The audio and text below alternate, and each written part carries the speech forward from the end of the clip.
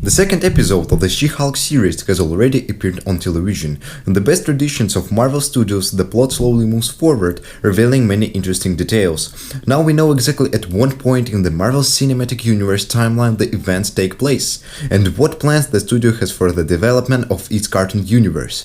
Anyway, as usual, we took a close look at every frame of the second series, and we're pretty sure it's just overflowing with various gags and references. Hello, this is the Non-Spoiler channel, and in this video you will find out how the She-Hulk is connected to the Eternals. Where did Professor Hulk go, and can the X-Men films from the Fox be considered Marvel Universe canon? Let's move in order. From the beginning of the episode, we learn that Jennifer Walters' display of her alter ego in the courtroom appealed to the general public but played a cruel trick on her. The prosecutor's office doesn't want a superhero in its ranks, as it would cast a shadow over possible decisions in court cases. Juries and judges may be too loyal to such an unusual representative of the law. Jen is thus left without a job. This fact becomes not only the plot of the series, but also the starting point for all subsequent references. For example, the main character's thoughts on how much money superheroes make, what is their social security package, and is their health insurance. It's not just a natural experience, but a clear reference to Falcon and the Winter Soldier, when Sam Wilson and his family were going from financial difficulties. This is not the world of the boys, this is the Marvel Cinematic Universe. And here, unless a superhero is a billionaire, playboy, and philanthropist by default, he has nothing but fan love. This is the kind of harsh truth that Anna Maslany's character faces. Lolo Firm doesn't want to cooperate with a superhero, and Jen Walters herself doesn't want to be a superhero. So disappointed in her future as a lawyer, she looks for a new job and reads in earnest an article about 10 professions for an unusual career start. In just a few seconds in the frame of the show's main characters' laptop screens will give us plenty of time to talk. After all, the number of Easter eggs per square pixel is just off the scale. The first thing that catches your eye is the site navigation.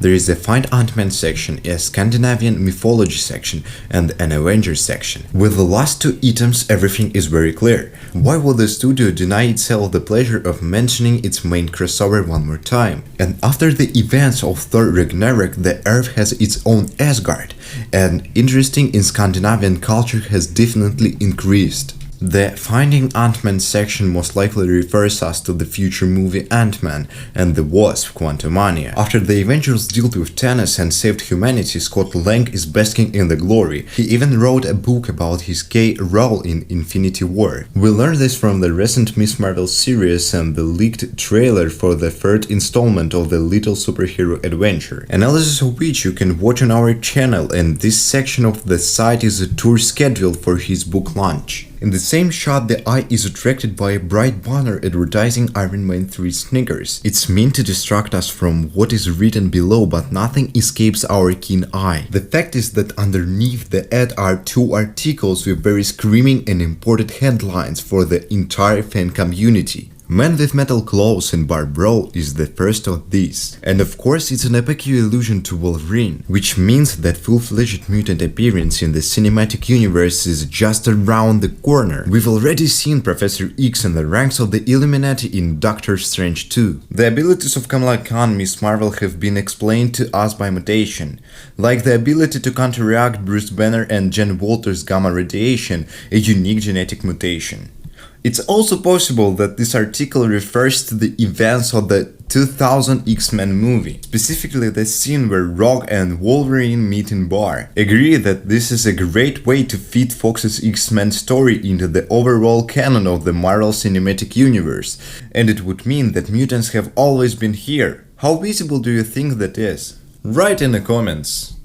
We were also presented with the official Disney Plus timeline in which the events of She-Hulk take place after Moon Knight, but before Ms. Marvel. Finding a job is not the only challenge Jen Walters will face in the second episode of her series. A family dinner is ahead of her. We learn about it thanks to a message on her phone. Here, too, we're not without an interesting detail. Having a tie close to S adorns the desktop of the Hulk woman's phone.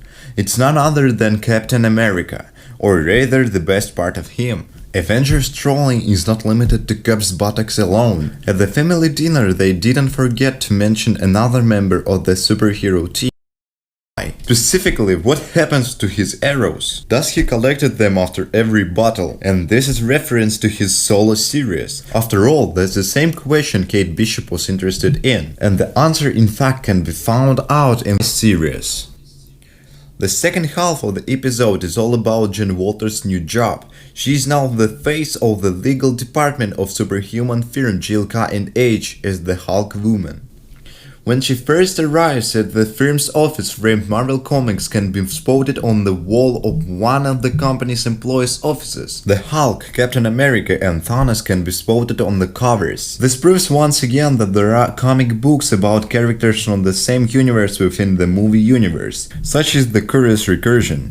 The first order of business for the woman of the Hulk is his new position in the apparel of Emily Blonsky, also known as Abomination. Tim Roth, who played the character in The Incredible Hulk, returns to the character. Related to this fact is an amusing moment further down the line. In a phone conversation with his cousin, Professor Hulk says that he's literally a different person. And this isn't just a figure of speech, it's concrete fact. After all, in the original film, the role of the Hulk was played by Edward Norton. In this same phone conversation, Professor Hulk manages to make another joke about the fact that superheroes don't choose their alias for them.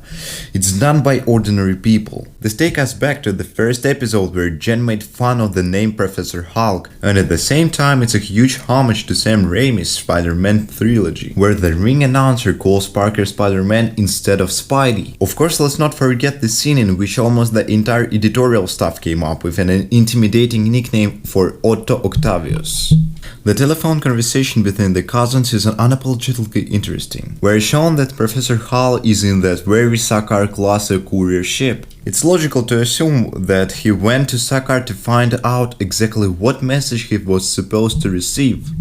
In an interview with the Direct She-Hulk producer Jessica Gao said that Hulk's time of planet in Thor Ragnarok is key to answering the question of why Hulk decided to go into space. Ragnarok is key to answering the questions of why Hulk decided to go into space. Well, all I will say is that he spent a lot of time off planet, as we saw in Thor Ragnarok, and we only got to see a small part of what his life was like when he was on this planet. Now Professor Hulk is set to deal with some of the things that happened during his time on Sakaar, and perhaps before he landed on this planet. Does this mean that Marvel intends to tell us that the green big guy had a sonic scar during his time away from Earth, and that he will be on the screen soon? It's still unclear if we'll see the development of this storyline in a TV series or in a separate project. For one thing, there are 7 more episodes of the She-Hulk ahead of us, but their timing doesn't allow the creators much room to run wild, unless in the post-title scenes you can prepare a springboard for a future Hulk solo movie, especially since Marvel Studios has long talked about waiting to adapt the Hulk World War comic book, and lately there have been more and more rumors surrounding the topic. Then never a day without spoilers. Man Mark Ruffalo is also adding fuel to the fire, who recently said that he is not against staring in the story and is just waiting for the studio to offer him. Also, Marvel Comics recently announced a 5-issue sequel to Greg Pak's famous Planet comic book series this November, and this could be an important hint that the Marvel Cinematic Universe will take inspiration from this storyline. Either way, it's safe to say that the Hulk story in the movies is far from over, and you and I can only wait. And that's all for today. Give us a tick if you like the rundown, and don't forget to subscribe to our channel Non-Spoiler. Bye bye everybody!